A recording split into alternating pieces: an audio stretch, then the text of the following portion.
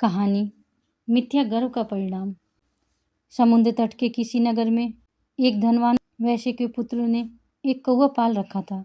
वे उस कौवे को बराबर अपने भोजन से बचा अन्न देते थे। उनकी जूठन खाने वाला वह कौवा स्वादिष्ट तथा पुष्टिकर भोजन खाकर खूब मोटा हो गया था। इससे उसका अहंकार बहुत बढ़ गया।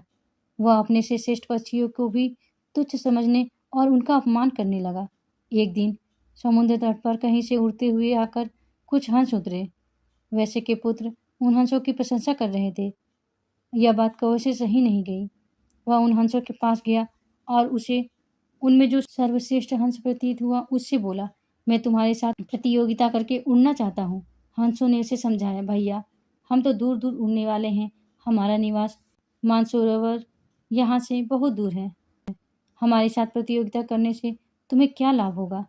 तुम हंसों के साथ कैसे उड़ सकते हो? कौवे ने गर्व में आकर कहा, मैं उड़ने की 100 गतियाँ जानता हूँ और प्रत्येक से 100 योजन तक उड़ सकता हूँ। उड्डीन, अवडीन, प्रडीन, डीन आदि अनेकों गतियों के नाम गिनाकर वह बकवादी कौवा बोला, बतलाओ इनमें से तुम किस गति से उड़ना चाहते हो? तब श्रेष्ठ हंस ने कहा, काक तुम तो बड़े निपुण हो, परंतु मैं तो एक ही गति जानता हूँ जिसे सब पक्षी जानते हैं। मैं उसी गति से उड़ूंगा। गर्वित कौवे का गर्व और बढ़ गया। वह बोला, अच्छी बात, तुम जो गति जानते हो उसी से उड़ो। उस समय कुछ पक्षी वहां और आ गए थे। उनके सामने ही हंस और कौवा दोनों समुद्र की ओर उड़े। समुद्र के ऊपर आकाश में वह कौवा नाना प्रकार की कलाबाजियां दिखाता पूरी शक्ति से उड़ा और हंस से कुछ आगे निकल गया। हंस अपनी स्वाभाविक मंद गति से उड़ रहा था। यह देखकर दूसरे कौवे प्रसन्नता प्रकट करने लगे। थोड़ी देर में ही कौवे के पंख थकने लगे। वह विश्राम के लिए इधर उधर वृक्षयुक्त द्वीपों की खोज करने लगा, परंतु उसे उस अनंत सागर के अतिरिक्त कुछ दिखाई नहीं पड़ता था। इतने समय में हंस उड़ता हुआ उससे आगे निकल गया था। कौवे की गति मंद हो गई। वह अत्यंत थक गया और ऊंची तरंगों वाले भयंकर जीवों से भरे समुद्र की लहरों के पास गिरने की दशा में पहुंच गया।